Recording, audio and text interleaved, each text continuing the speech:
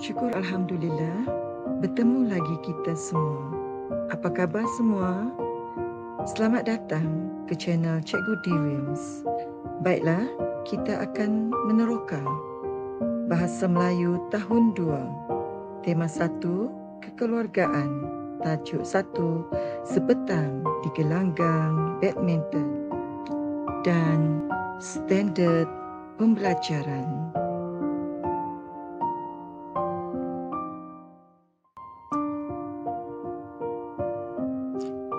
Objektif pembelajaran mensasarkan pada akhir pembelajaran, murid dapat membaca dengan sebutan yang betul dan intonasi yang sesuai. Jom mulakan pembelajaran.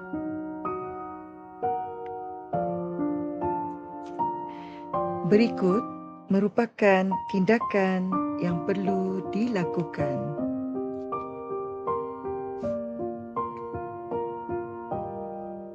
Tindakan murid dikehendaki membaca dan melabelkan gambar dengan perkataan yang betul. Mari kita mulakan.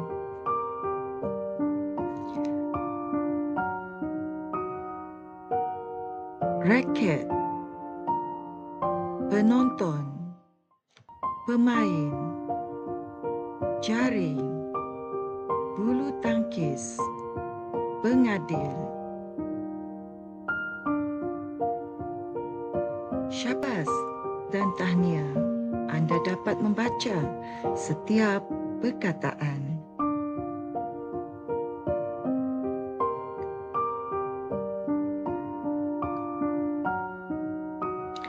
Baiklah, sekarang kita beralih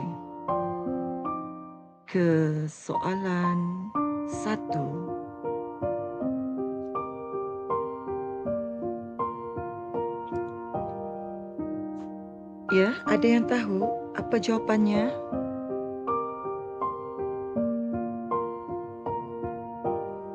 Ya, soalan 1, jawapannya penonton. Soalan 2, ya, apa jawapannya?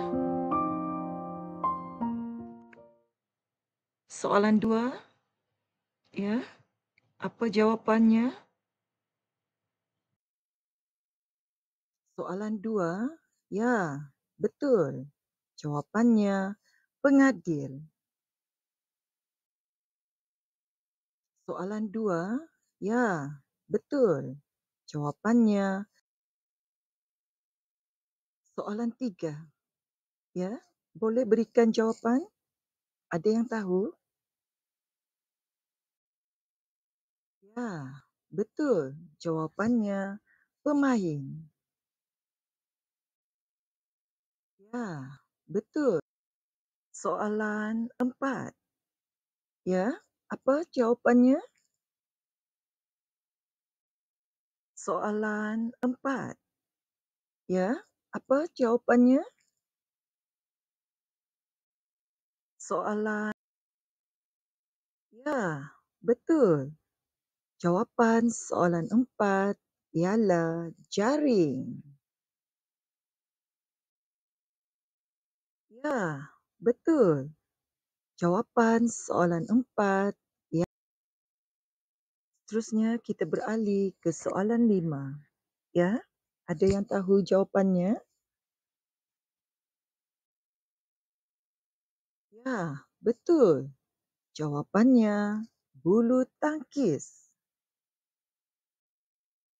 Baiklah, kita berada di soalan yang terakhir, soalan 6. Baik, ada yang tahu jawapannya?